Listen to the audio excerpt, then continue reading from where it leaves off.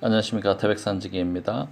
사쿠라진다 10번째 시편입니다. 10번째 이야기 제3장에 나오는 이야기로 일본이 미국의 속국이라는 사실을 일본인은 얼마나 받아들일까? 첫 번째 이야기입니다. 일본이 미국의 속국이라는 사실을 일본인은 얼마나 받아들일까? 시라이. 일본이 미국의 속국이라는 사실에는 역시 현실성이 없는 게 아닐까요?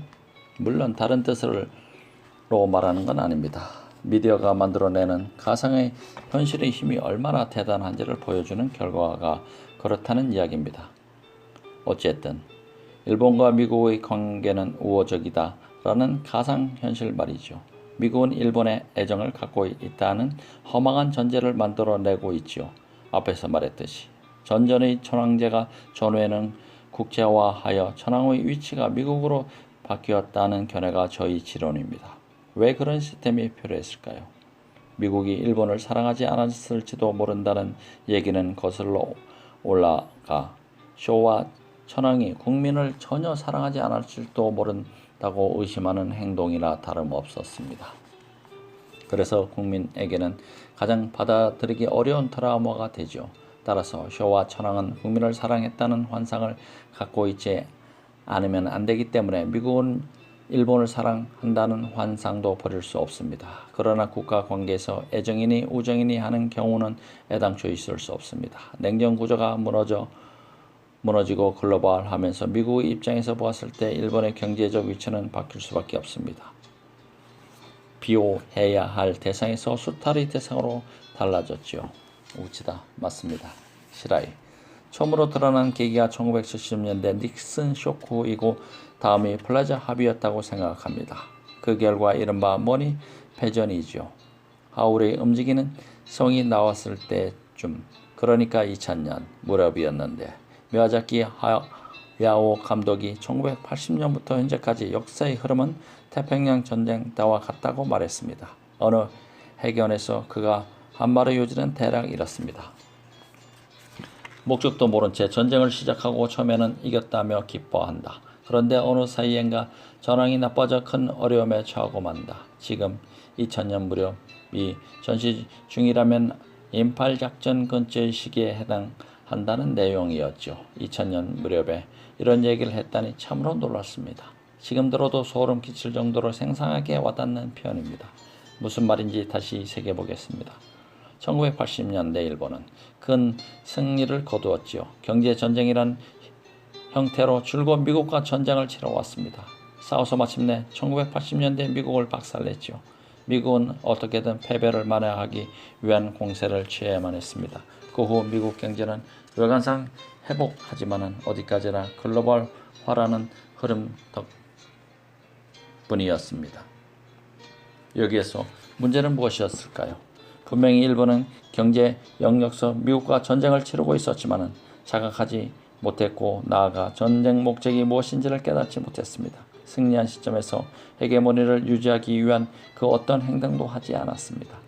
허둥지둥하다가 어느 사이엔가 반전 공세에 직면했고 아차하는 사이에 수탈당하는 대상으로 떨어져 버렸습니다. 확실히 미야자키 하야오가 말한 대로 제2차 세계전 때와 다를 바가 하나도 없습니다. 우치다. 예토 준이 미국에 갔을 때 무역회사 직원인 중고등학교 시절의 친구를 만나 뉴욕에서 밥을 먹었다는 에피소드를 읽은 적이 있습니다. 어쨌든 우리는 미국과 싸우고 있지. 지난번에 졌지만은 이번 경제전쟁에서는 반드시 이길 것에. 친구는 열띤오조로 이렇게 말했다더군요. 패전 당시 15살쯤이었을 테니 그런 마음도 없지 않았을 겁니다. 병사로 불려가기 직전의 나이로 죽을 각오까지 했는데 징병되기 전에 전쟁이 끝나버렸습니다.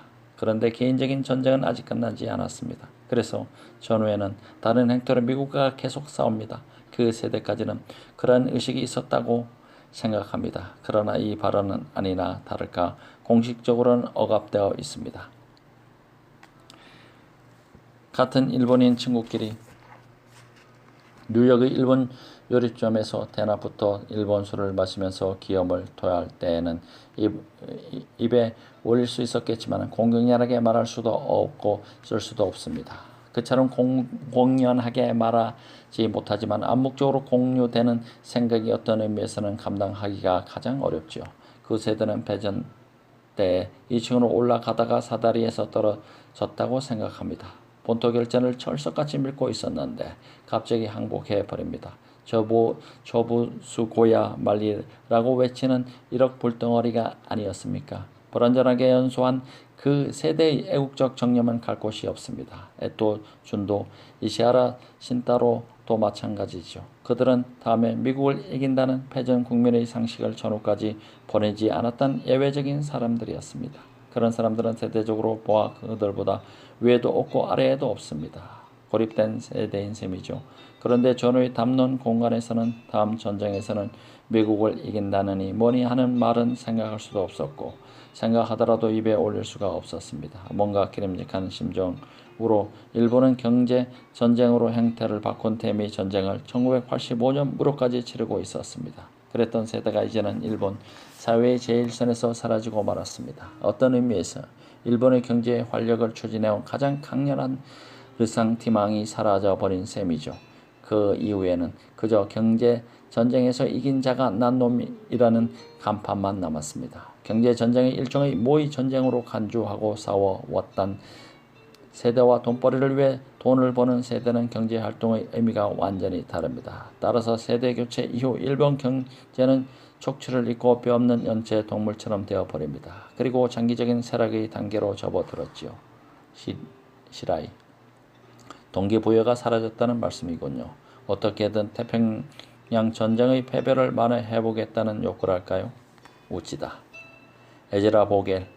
미국의 동아시아 전문가로 지일파이자 지한파로 통한다.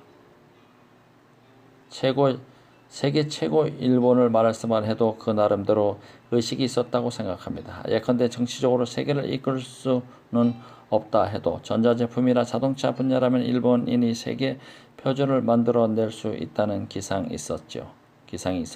일종의 보상 심리가 발현했다고 할 수 있겠지만은 말이죠. 속국이기 때문에 정치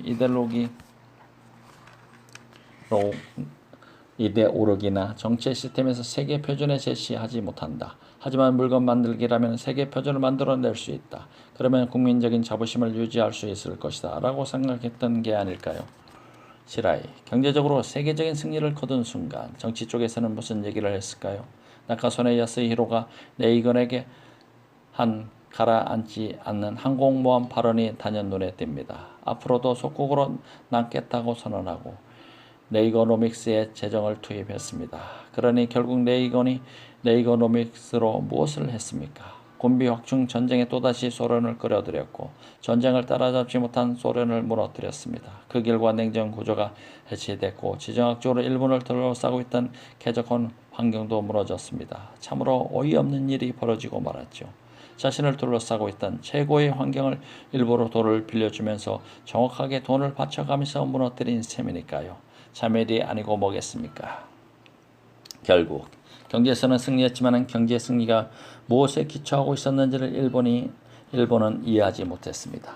그 당시 국제 정치 상황에서 그때까지와는 다른 지위를 확립했어야만 했는데도 변함없이 미국의 꼭두각시가 되는 길을 선택했습니다. 어쨌든 원래 길을 거슬러 올라가면 미국으로부터 암묵적 승리를 얻은 이전 파시스트나 다름없는 사람들이 만든 정권이기 때문에 예컨대 동일 독일 같은 위치를 차지하는 길은 국제 환경상 불가능했습니다. 그때부터 몰락하기 시작했습니다. 1990년대에 접어들어서야 아시아에 발을 디뎌야 한다는 생각을 진지하게 하기 시작했죠. 그래서 무야라마 다마와 고노다마도 나올 수 있었습니다. 그런데 지금은 그런 시도도 길길이 뛰면서 부정하려 합니다. 조금 넓은 시야에서 보면 그야말로 질이 멸렬한 짓을 하고 있을 따름이죠. 우찌다. 사실 그 직전에도 그 분기점은 있었다고 생각합니다. 중국과 국교 회복이 있었지요. 당시에 실시간으로 경험했던 기억이 있습니다. 지금은 상상도 할 수 없지만은 1970년 중일 공동 성명 후 일본에서는 친중국 분위기가 중국에서는 친일본 분위기가 놀라울 정도로 고조되었습니다. 모든 영역에서 양국 간 교류가 시작되기도 했어요. 일본 전역에서 중국은 우리의 우방이라는 분위기가 국민적 규모로 넘쳐 흘렀습니다. 그러나 양국의 미를 시대는 1987년 친일본계였던 후야 오방이 몰락하면서 끝납니다. 후야 오방 실각 원인 중 하나는 중국에서 국가적 이벤트가 있었을 때 맨 앞줄 3,000명의 자리를 일본에서 파견한 청년들에게 내줬던 일입니다. 당시 일본 총리가 나카소네 야스히로였는데 나카소네 자신이 직접 쓴 글에 따르면 그동안 해오던 야스쿠니 신사 공식 참배를 1985년에 그만뒀습니다. 계속 참배하면 친일계 인사 후야 오방의 당내 입장이 나빠질 수 있다는 점을 고려했기 때문이죠. 이처럼 1970년대와 1980년대를 통하여 중국과 미국 양쪽에 좋은 얼굴을 내보이면서 세력 균형을 이용하여 국제사회에서 위상을 넓혀가자는 노선을 지지하는 정치가는 자민당 다나카파를 중심으로 상당히 많았습니다. 미대에서도 친중 논조가 지배적이었고 중국에서 사업계를 노리는 재계 인사도 중국에 근접 발휘했습니다. 그 시기에는 일본 국내의 다양한 분야에서 이른바 아메리카 스쿨과 차이나 스쿨이 상당히 격렬한 헤게모니 투쟁을 벌였습니다. 최종적으로 미국파가 승리했고 일본 지도층 중에서 친중파 세력은 약화하고 맙니다. 그때의 움직임은 일본 스스로 대미 자립을 생각한 후 최후의 시도였다고 생각합니다. 또 하나 하토야마 유키오의 동아시아 공동체 구상이 있었습니다만 이 구상은 입을 떠나자마자 일본 국내의 미국파에게 형체를 알아볼 수 없을 정도로 두들겨 맞았습니다. 그렇기 때문에 21세기에 들어선 시점에서 더 이상 미일 동맹 기축론자가 아니면 출세할 수 없는 시스템이 완성되었습니다. 두 번째 이야기, 지성에 대한 반발과 오타쿠 문화. 두 번째, 지성에 대한 반발과 오타쿠 문화. 시라이. 학문의 측면에서는 보면 1980년대는 대단히 특이한 시대로 뉴 아카데미즘이 붐이 일어난 시대였습니다. 돌이켜보건대 세계 최고의 일본은 운운하며 패전의 일존의 관념적 의미에서 극복한 것과 뉴 아카데미즘 붐은 어떤 지점에서 연결되어 있었던 건 아닐까 싶습니다. 경제적으로 맨 앞에 서 있다는 기분과 서양의 근대적 가치관을 상대화한다는 기분이 동조하고 있는 것처럼 보입니다. 하지만 사회의 실제 모습과 동떨어져 있었던 문제가 지금 드러나고 있다고 생각합니다.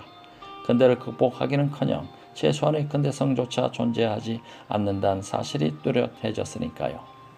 예를 들면 인권 문제가 있습니다. 인권 개념은 국제정치에서 서양의 무기로 사용되는 한편 보편적 가치로서 진지하게 추구되기도 합니다. 흑인 소년이 경찰관에게 맞아 죽자 미국 전역에서 큰 소동이 일어났는데 만약 일본이었다면 상상도 할 수 없는 일입니다. 피차별, 불악 출신 아이가 경찰관에게 맞아 죽었다고 가정합시다. 과연 전국에서 시위가 일어날까요? 미국에서는 흑인 소년이 설령 강도짓을 저질렀다 하더라도 맞아 죽은 사건만으로 운동이 일어나는 것을 보면 차별금지 또는 인권은 절대적이라는 이야기가 단순한 표면상의 원칙이 아니라 실제로 존재하기 때문입니다.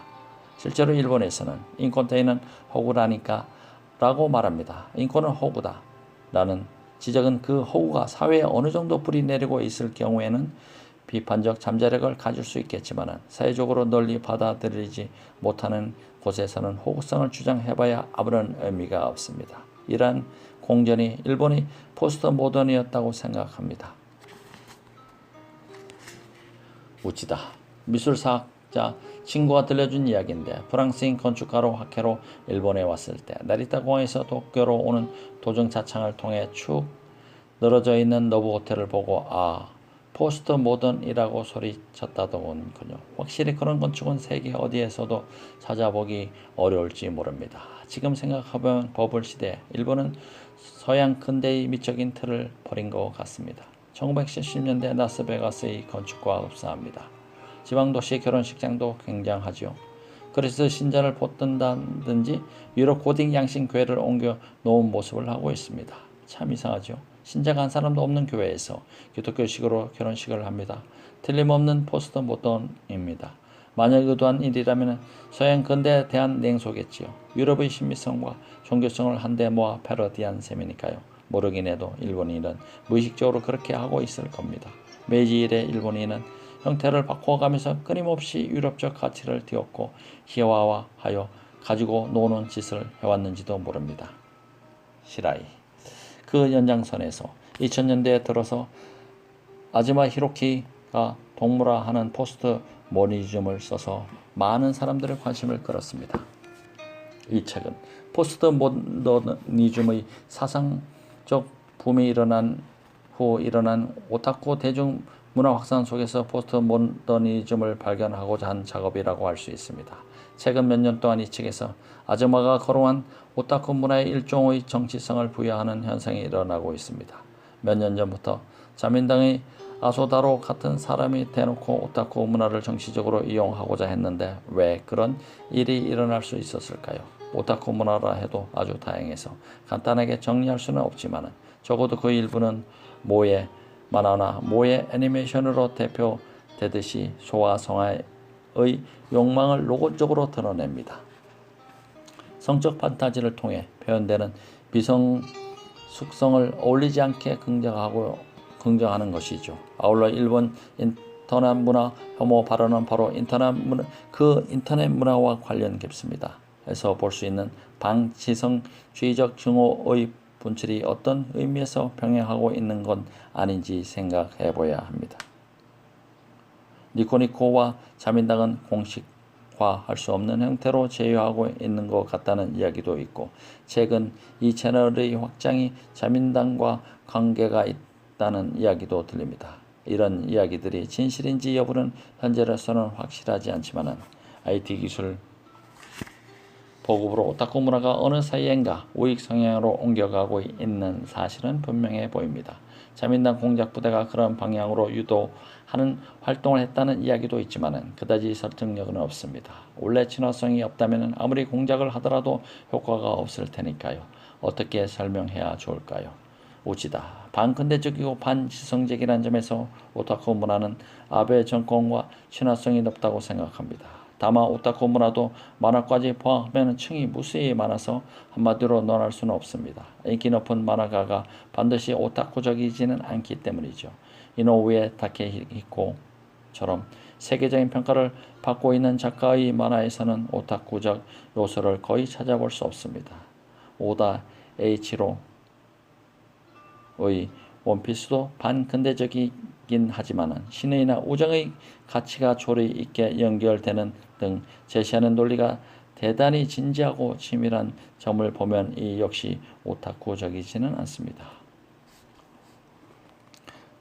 오다 H로는 소와 잔협전과 도카이 위협전을 아주 좋아했다고 하는데 이를 감안하면 그의 작품이 포스트모더니즘 하다고 보기는 어렵습니다. 어떤 의미에서 정근대적인 에토스를 묘사한 그런 작품이 제 2, 3억 부씩 팔리는 현상을 보면 만화를 읽는 소녀가 거기에서 무엇을 찾고 있는지 가볍게 말할 수 없지요. 일본 만화는 데지카 오사무 이래 70년 역사가 있습니다. 독자층도 엄청납니다. 우주소년 아톰이 대표적입니다. 데지카 오사무. 따라서 오타쿠 문화 중에는 넷우익 멘탈리티와 친화성을 띤 부분이 있다고 생각하지만 아무래도 일부에 지나지 않을 겁니다. 따라서 유럽과 아시아 사람이 일본 만화에 열광하는 이유는 다른 곳에 있다고 생각합니다. 일본의 만화 문화도 바닥을 알기가 생각만큼 쉽지 않습니다. 알고는 있지만 굳이 입에 올리지 않는 장면이 묘사되어 있으니까요. 나와 시라이 씨는 아무리 일본은 미국의 속국이라고 말해도 누구 하나 틀렸다며 반론을 제기하는 사람이 없습니다. 그렇지 않다. 일본은 당당한 주권국가다라고 정면으로 반론을 제기하는 사람이 없지요. 공적으로는 그렇게 알려져 있습니다. 그리고 일본은 주권국가라는 전제 위에 제도를 설계했습니다. 마음속으로 생각하는 것과 실제로 입에 올리는 말 사이에는 넘을 수 없을 정도의 괴리가 있습니다. 시라이, 속국이라는 사실을 받아들인다면 주권국가라는 전제 위에서 뭔가를 생각할 수 없을 테니까요. 모순입니다. 우치다. 속국을 전제로 해놓고 세상 물정을 살피는 훈련을 한 번도 받아본 적이 없기 때문이겠죠. 그런데 그런 사람은 일본은 미국의 속국이라는 말을 들어도 아무렇지도 않게 생각할 겁니다. 진심으로 일본은 주권국가라고 믿는다면 화를 내야 할 상황이죠. 하지만 아무도 화를 내지 않습니다. 무시하지요. 시라이, 저도 그런 항의는 받은 적이 없네요. 말씀을 듣고 보니 참 놀랄만한 일입니다. 우치다, 없을 겁니다. 암묵적으로 양해한 셈이죠. 마르지 않은 약속이라는 암묵의 양해, 따라서 그러한 주제로 논의하는 습관이 없습니다. 시라이, 요컨대 모두 알고는 있지만은 굳이 소금까지 뿌려가며 상처를 덧낼 필요가 있느냐는 얘기지요. 우치다, 그렇습니다. 그런데 가끔 누군가는 야만적인 사람에게 소금을 뿌리고 싶어질 때도 있는 모양입니다. 그래서 지금처럼 미디어가 우리 같은 사람이 입을 벌려 일본은 속국이다, 주권이 없다는 이야기를 되풀이하는 상황은 가끔씩 소금을 뿌려주었으면, 그렇게 하지 않으면 잊어버릴 테니까 하고 바라는 사람이 많이 있다는 방증이겠지요. 세 번째 이야기, 아시아에서 고립되는 것처럼 보이는 이유. 아시아에서 고립되는 것처럼 보이는 이유. 오지다, 나는 최근 3년 연속 한국에 다녀왔습니다. 내 책도 10권가량 번역됐지요. 조금 이상한 이야기입니다만 한국에서 강연을 하면 청중은 대단히 친절합니다. 도대체 한국 사회에 어디에 반일 기운이니 뭐니 하는 게 있는지 궁금할 정도입니다. 아마도 일본의 미디어가 일종의 특수한 정치 운동만을 뽑아 선택적으로 보도하는 게 아닐까 싶어요. 내가 만난 많은 한국 시민은 일본의 친근감을 갖고 있었습니다. 그들은 일본과 한국은 비슷한 문제를 안고 있기 때문에 함께 할 수 있기를 바랍니다. 교육 붕괴, 격차 문제, 글로벌화에 따른 불안 등 일본과 한국이 고민하고 있는 문제는 다르지 않습니다. 그러나 서로의 경험적 식견을 공유하고 이웃나라가 협력하여 함께 살아가야 하지 않겠느냐고 말합니다. 실제로 내가 강연서 두 나라의 공생에 관하여 이야기하면 뜨거운 박수를 받습니다. 그런데 시민 차원에서 일본의 친근감을 보이는 분위기를 일본 미디어는 거의 보도하지 않습니다. 한국에서 볼 수 있는 친일본적 활동보다 반일 활동 쪽이 훨씬 뉴스 가치가 크기 때문이겠지요. 그런데 생각할수록 이상합니다. 내가 매년 한국에서 강연하고 3년 동안 낸 책이 10권 번역된 일 등은 대수롭지 않은 사건이 분명합니다. 만약 일본 출판사에서 외국인 저자 한 명의 책을 3년 동안 10권을 번역했다면 왜라고 물었을 테죠. 그런데 일본의 미디어는 한국에서 낸 책을 집중적으로 출판한 일에 전혀 관심을 보이지 않습니다. 일본과 한국의 시민 사이에 커뮤니케이션 통로가 존재하는 사실이 내심 못마땅한 겁니다. 양국 간 상호 이해가 마련되는 상황을 싫어하는 사람들이 미디어의 요로를 차지하고 있으니까요. 확실히 한국은 민주화가 뒤처져 있고 정치 시스템도 문제가 많습니다. 그런데 방공법이 폐지되고 정치적 자유가 법적으로 정비된 지 30년밖에 지나지 않은 나라입니다.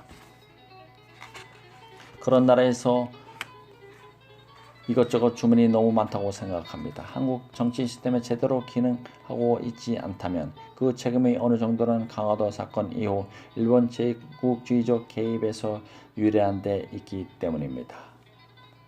운여우 사건을 말합니다. 시라이, 우리는 일본에서 중국인이나 한국인을 접촉할 기회가 많습니다. 제가 자주 만나는 학생이나 동료 중에도 있습니다. 그들을 만나면 서로 우리는 대체로 이렇게 생각한다는 이야기를 하면서 상호 이해의 접점을 찾으려고 했습니다. 그러나 그런 일상은 전혀 뉴스에 나오지 않습니다. 뉴스는 서로 어른되는 이야기뿐입니다. 당혹스러운 이야기죠. 이런 경향은 일본만이 아니라 중국과 한국에서도 찾아볼 수 있습니다. 우리는 결국 서로 어른될 수밖에 없다는 이미지 조작이 각국에서 벌어지고 있지요. 대중은 어떤 동기로 이런 의미를 선호하게 되었을까요? 세대적으로 뭔가 떳떳하지 못한 점이 있어서가 아닐까 싶어요. 우치다, 그럴 겁니다. 세대에 따라서는 왜 우리가 한국에 사죄해야만 하는가라는 불편한 감정을 갖기도 하죠. 내가 한 일도 아닌데 전쟁의 책임을 추궁당해야 하느냐는 진심으로 생각하는 사람도 많을 테니까요. 그런데 국민국가는 일종의 연속성을 갖기 마련이고 연속성이 없으면 지탱할 수 없습니다. 전쟁을 한 놈들이 나쁘지 나는 관계없다고 말할 수 없습니다. 국민국가는 완성의 차원에서 죽은 자들과도 공동체를 형성하기 때문이죠. 따라서 나는 한국에서 전쟁 책임에 관하여 질문을 받으면 정말로 미안하게 생각합니다 라고 대답합니다. 이쪽에서 정중하게 사죄하면 대부분의 경우 아닙니다. 당신이 한국을 점령하거나 전쟁을 한 것은 아닙니다. 라는 말로 이야기가 끝납니다. 이쪽에서 사죄를 하는데 이봐 그렇다면 성의를 보여야지. 성의를 이라고 마치 야구처럼 말하는 사람을 한 번도 만난 적이 없습니다. 사죄하면 되는 일이죠. 사과란 상대에게 이쪽의 사죄 의사가 전달될지 아닐지의 문제이지 무슨 말을 하는가가 중요하지 않습니다. 다시 말해 단순한 언어 차원의 이야기는 아니죠. 실제로 미안한 마음이 있으면 어떤 표현을 사용해도 상관없다고 생각합니다. 나는 구 식민지민에게 구 종주 국민은 수탈해서 미안하다는 말을 해야 한다고 생각하기 때문에 그 마음을 있는 그대로 표현합니다. 같은 국민인 한 죽은 자들이 저지른 죄를 떠안을 의무가 있습니다. 당연한 일이지요. 나 자신이 죽은 자들의 빗줄을 이어졌기에 죽은 자가 저지른 죄나 짊어진 빚은 나의 채무입니다. 시라이. 그런데도 그러한 도리가 더 이상 통용되지 않습니다. 몇 가지 원인이 있어요. 일본 국민의 감각이 유럽 대륙 여러 나라와 다른 점은 사방이 바다로 둘러싸여서 공격을 하거나 공격을 받은 역사적 경험이 적다는 사실입니다. 근대 이전의 경우 원나라의 공격과 토요토미 히데요시의 조선 출변 정도이지요. 백강 전투만 해도 너무 오래전의 일이어서 일본인에게는 실감으로 다가오지 않습니다. 이것은 어떤 의미에서 행복한 일이라 할 수 있겠지요. 그만큼 가혹했던 상황이 적었습니다. 역사적 경위는 그러했는데 근대 들어 교통이 비약적으로 촘촘해지면서 타이완과 조선의 병합 중일 전쟁을 경험했습니다. 전쟁 후 어떻게 화해할지 갈피를 잡지 못했습니다. 경험치가 적었기 때문입니다. 또 다른 원인은 일본이 전쟁에서 졌을 때와 세계적으로 식민주의 시대가 끝났을 때가 겹쳤다는 사실입니다. 그래서 구미 열강이나 우리나 똑같은 짓을 했는데 왜 우리들만 도덕적으로 비난을 받아야 하는가? 우리에게 죄가 있다면 단지 늦었을 뿐이다 라는 불만이 나옵니다. 이 불만을 직설적으로 표현하면 아베 총리가 말했듯 침략의 정의는 국제적으로 정해진 바 없다는 와 같은 발언이 되겠죠. 너무나 상상력이 부족하다고 생각합니다. 자신이 만약 한일합병 시대의 한국인이었다면 어떤 마음이었을지 상상하는 일이 그다지 어렵지 않습니다. 일본의 지배를 받고 한국인이 그렇게 좋아했다고 생각한다면 타임머신을 보내줄 테니 그 시대로 가서 한국민을 살아보란 말입니다. 시라이. 덧붙이자면 우시다 선생이 말하신 대로 일본에는 어른이 없다는 하나의 증거라고 생각합니다. 왜 우리만 나쁜 소리를 들어야만 하는가? 영국과 미국은 더 나쁘지 않은가라는 외침에도 일말의 진실은 있습니다. 그러나 그런 말을 할 수 없는 게 패전했다는 의미고 그것을 이해할 수 있어야 그런 얘기겠죠. 이 말을 받아들일 수 있어야 진정한 의미에서 경의를 표할 만한 태도를 갖추었으리라 생각합니다. 그런 모습이 어떠한 태도인지 우리가 매우 구체적으로 다듬어야 할 필요가 있습니다. 그래야 일본에서 일어나는 역사 수정주의적 충동을 비판할 수 있고 또 해독제를 얻을 수 있습니다.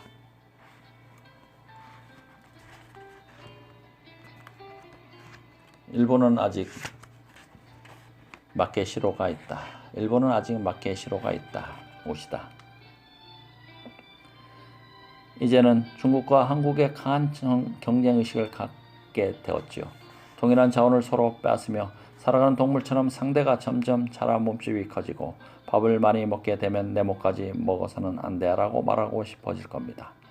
그러나 동일한 영역을 나눠 갖고 있다는 전제가 있어 기본적으로 강한 친근감은 있습니다. 언어, 종교, 음식문화, 가치관, 미의식 등에서 중국과 한국은 가깝게 느껴집니다. 그런데 바로 같은 이유로 그들이 진출하면 상대적으로 자신의 목이 줄어들지 않을까 불안해하지요. 가령 미국인이 아무리 위대해지거나 프랑스인이 아무리 돈을 많이 벌어도 일본인은 특별히 격렬하게 반발하지 않을 겁니다. 하지만 같은 아시아인이 위신을 높여가고 부유해지면 왠지 배가 아프죠. 그런 심리가 아닐까 싶어요. 시라이. 확실히 미국 대학에서도 자리 배분이나 연구 프로젝트에 대한 예산 할당 측면에서 일본의 존재감이 두드러지게 낮아지고 있는 듯합니다. 예전에는 일본 관련 연구에 많은 예산이 할당되기도 하고 자리가 배분되기도 했는데 지금은 눈에 띄게 줄었습니다.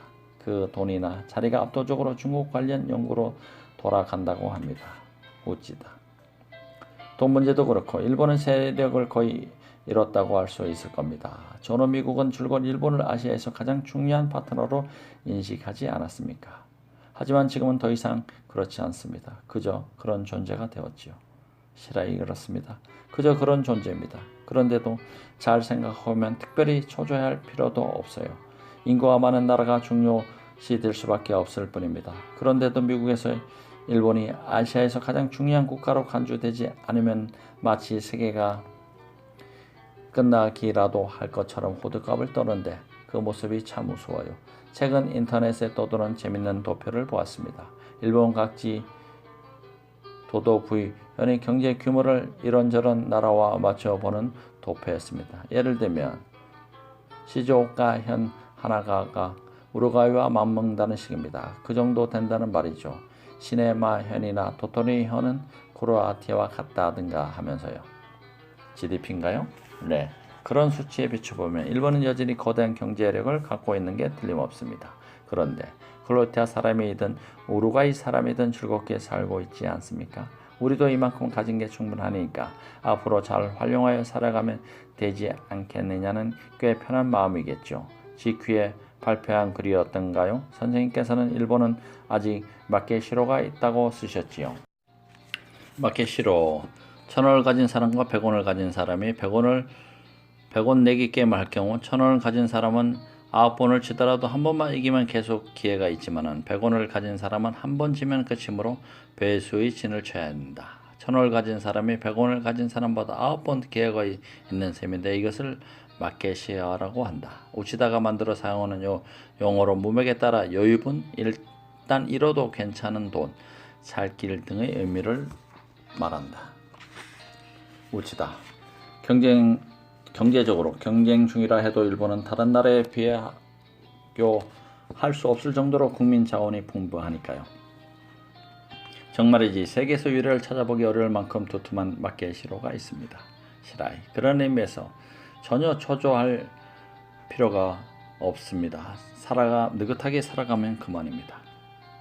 지금은 많이 줄었지만 확실히 미국이나 일찍부터 일본 연구에 적지 않은 돈을 들였지요. 하지만 나라의 규모를 생각하면 중국 쪽이 압도적으로 크기 때문에 그런 추세로 나아가는 상황을 어찌 해볼 도리가 없습니다. 그렇게 보면 일본의 존재감이 가장 컸던 시절이 오히려 이상한 상태였다고 할 수 있겠지요. 우치다. 미국은 일본이 위험 요소였기 때문에 일본 연구에 자본을 투입했죠. 1980년대까지 일본은 미국 입장에서 동반전자이자 위험 요인이기도 했습니다. 그런데 일본이 쇠퇴하면서 리스크가 사라졌습니다. 그래서 한정된 지역 연구 자원을 일본에 투입할 필요가 없어졌어요. 루스 베네딕트의 저서 국화와 칼 같은 일본 연구가 필요 없게 된 이유도 일본이 더 이상 적으로나 파트너로서나 대단한 존재가 아니게 된 데 있으리라 생각합니다. 예전에 정말 기이하다, 속을 알 수 없는 놈들이다, 잠재적인 적일지도 모른다는 생각 때문에 큰 돈을 들여가며 일본을 연구했습니다. 더 이상 두렵지 않기 때문에 연구하지는 않는 겁니다. 그런데 지금 같은 정권이라면 향후 어떤 상황에서는 미국을 성가신 사태로 끌어들일 위험이 있습니다. 그래서 최근에는 국무성이 돈을 들여 도대체 일본인은 앞으로 아시아 이웃 나라와 어떤 관계를 유지할 생각인가에 관한 문제로 지역 연구를 시작하고 있는 듯합니다.